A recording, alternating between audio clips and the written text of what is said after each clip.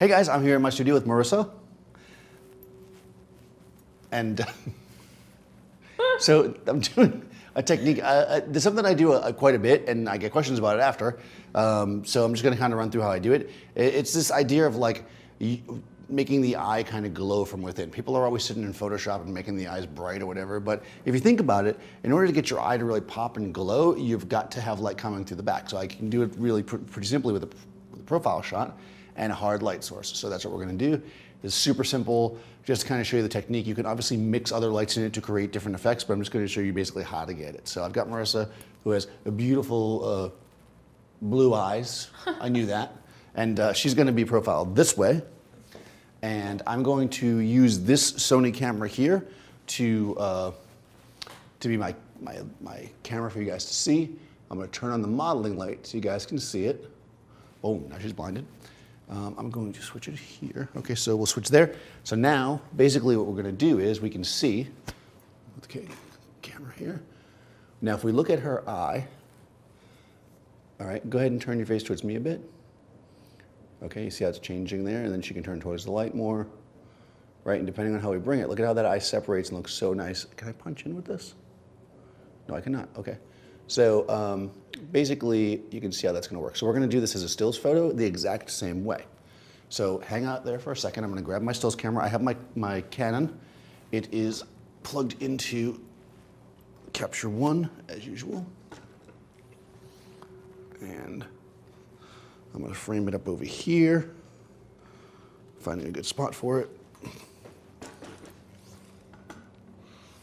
Try and do it so we don't have to move the video camera. All right, now let's see if you are to look straight ahead to you. Yeah, there we go. Beauteous Maximus. All right, that's nice. Let me focus on you. Okay. Helps if you turn the autofocus on, there we go.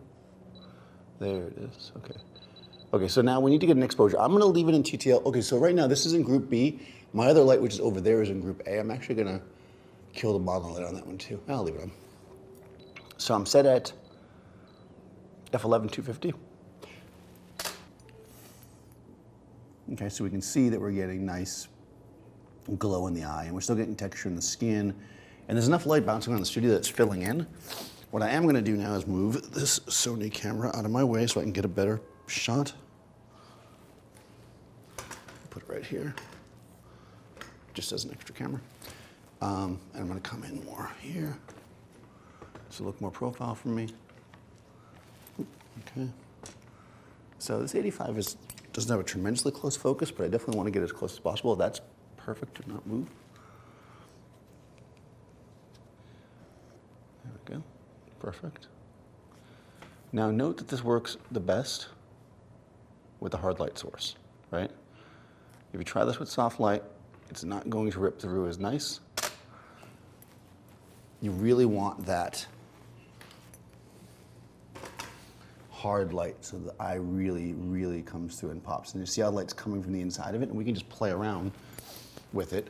And what's cool, because I have the modeling light, is I can see, yeah, turn towards it more, right there. So depending on where you turn it, right, you're gonna get various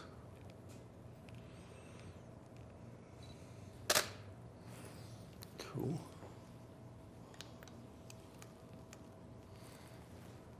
Cool. Actually, I had that other light firing. Now I'll turn it off. So we get darker shadows when we do that. Yeah, here we go.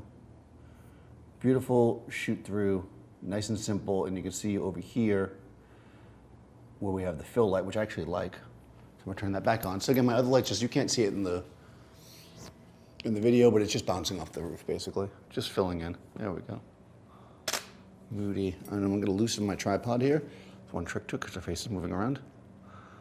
We want to try to get various shots. Exactly. Work your face, move it closer to me, move up and down. We just want to get some different angles. That's nice right there. Hold. One more. Nice. And she can move her head all around as long as she stays more or less. Oh, that's pretty cool too. Pretty cool. All right, that looks pretty good. Everything's only pretty good and pretty cool. We don't want to do anything too nice, right? Not too nice for these people. So, okay, this is good. I'm not showing anything. This is my little thing so I can see the video. This is how I know I'm in the video. This is how I know I'm in the video when I'm by myself. Otherwise, I'm like, hey, where am I? So, nice and simple, right? And it's really just using the properties of light. The hard light is coming into our eye. It's blasting through. The fact that it's also a specular, which is, you know, helping, is going to pop the highlights out. And we're just ripping it through the back of the eye. That's the key to it. If I hit the light flat onto her eye, it will light her eye. But when I do that, when I do it the way I'm doing it, light's actually coming through the eye. The heat's coming on in the building now. That's always a good sign. Also, so what is happening? It's not like it's hot enough in here already, but the heat's going to come on. So if you live in a place, anybody who lives in the north probably knows what the heck that sound is. That's the pipes in the building. So now you learn another lesson today. So I'm going to put Marissa's info in the description. I'll also put a little description about what pipes do in the winter so she can understand it. Be sure to follow me if you don't already. Click the bell, and I'll see you next time.